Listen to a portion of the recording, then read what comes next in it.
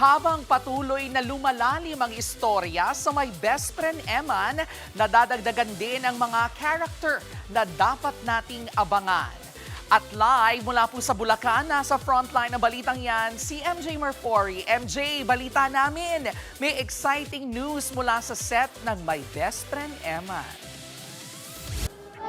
It's a kapatid crossover. Dahil ang isa sa paborito niyong Dabarkads na si The Clones Alum Ruel Carino, hindi na lang official soundtrack singer ng My Best Friend Eman. Special guest na rin siya. Ibang level na talaga. My role is as Ruel. Ruel din. I am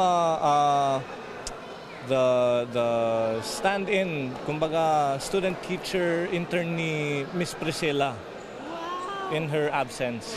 In my heyday, young girls were to me. Tinaguri ang Nat Monroe of the Philippines ang 15-year-old na si Ruel dahil sa kanyang deep voice. Ang lolo raw niya ang nag-impluwensya sa kanya na makinig sa The Man with a Golden Voice. Ito rin ang rason kung bakit siya umani ng napakaraming fans sa Eat Bulaga. At hindi lang sa mga senior citizen patok si Ruel ha, kahit nga mga Gen Z. Dibs ang singing style niya at may pa-fans club pa. Natutuwa naman po ako na yung mga kaedaran ko, 13, 14, 15, up until mga 25, 30. They still like listening to me.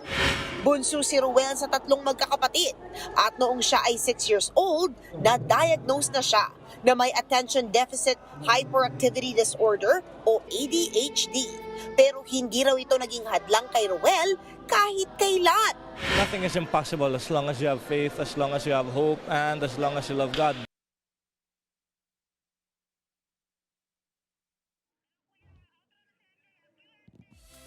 Yes, eto na nga no, makakasama natin live na rin syempre ang bida ng My Best Friend Eman, JM De Guzman. Si Mateo is here, Jervy.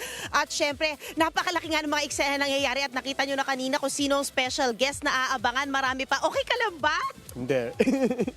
Ano nangyari? Anong pasilip natin? Bakit ganito kalaki ang eksena?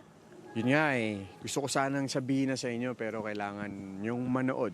Dahil isang malaking eksena yung ginagawa namin dito, isang malaking pasabog sa storya at sigurado ako magugustuhan nyo. Balita ko may mga darating, may mga mawawala, ano pa?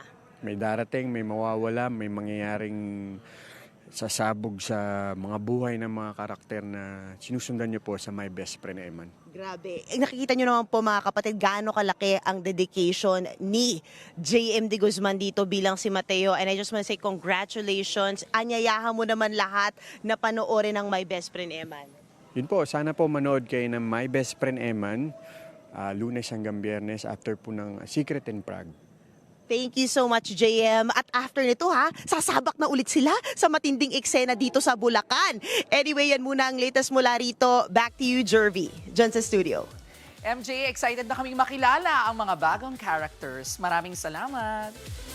Mga kapatid, Jervy Wrightson po. Eto na nga. Para sa latest showbiz news at iba pang K-alaman, mag-follow at mag-subscribe na sa social media pages ng News 5.